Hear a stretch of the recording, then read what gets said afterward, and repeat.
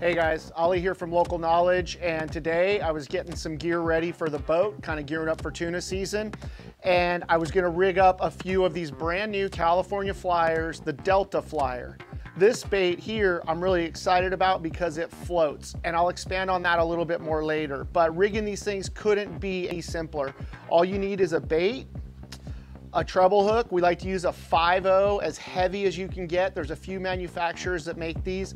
Couple of 400-pound crimps, a little bit of chafe gear, and about 3 feet of 400-pound fluoro. Again, we like the Seaguar Blue label here because it does give us that abrasion resistance, meaning that even if a fish chews on this, I can use the bait over and over again. And for the hook, we're using VMC's 6X.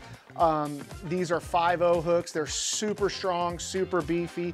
I don't know if these are available here yet, but it's a great hook that we'll be fishing a bunch this season. So you have some options with the California Flyer. As you can see, there's a hole in the front of it, and then there's also a hole in the top of it. The hole in the front is made for floating a bait. And now, when do you want to float a bait? When I've got fish parading underneath the boat and I'm waiting for that kite bite, I always like to have a couple of backpack baits or floating baits off on the upwind side. This other hole here will let you rig it so that it has a little bit different angle of pull for dangling it from a kite. So you get that tail action as opposed to more of a popsicle action. One of the most frustrating things is when your bait gets goofed up and you see it pinwheel or pogo sticking like this on the kite. This will give you a better angle of pull so that tail is just tickling the water, and it's that action that makes these fish go nuts. So this one here, I'm gonna rig for the kite. And it's super, super straightforward. You're gonna take your leader, you're gonna put on your crimp, always the crimp first. Then I'm gonna put on my chafe gear, slip on the hook. Once you've got it on there, feed it through the crimp as I have, and now you just kind of pull it tight. Don't pull that hook into your hand, that baby is sharp. So you can see you've got the mono just poking out there, you've got the hook dangling nice and free, which we like. For 400-pound, you're always gonna use the biggest hole on your crimpers. I believe it's 2.2 millimeters. And this is a long crimp, so I'm gonna crimp it once in the middle.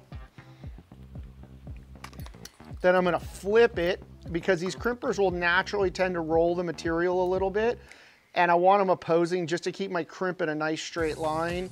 Get that lined up so you got about a 1/16 of an inch hanging out of the crimper on either side. So now I'm all crimped up. I've got my hook in there. And like I said, I'm gonna put this guy together for the kite.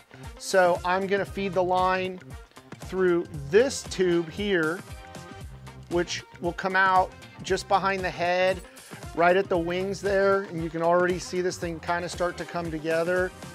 My hook's gonna be back here. I'm gonna throw a rubber band or two on it to hold it in place. And then again, crimp first always. I can't tell you how many times I've screwed this up. Push it through the crimp, bring your chafe gear tight, pull your chafe gear around the corner.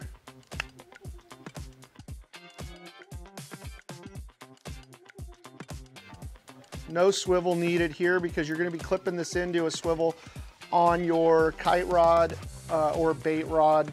Big snap swivel is what we generally use. Same deal, just crimp. Come back over here, leave myself about a 1/16, crimp again. Come over here, crimp, and I'm good. And that's it. You've got about a 3-foot piece of leader that you start with. I like to keep this pretty short. The fish's teeth aren't gonna get much beyond the bait. And then that way the angler can wind the fish right to the boat, making it easy for us to gaff. That's it, thanks for watching. If you like this video, please give us a follow and leave us a comment. Your comments are what shape these videos, and we always love to hear from our audience. Thanks so much.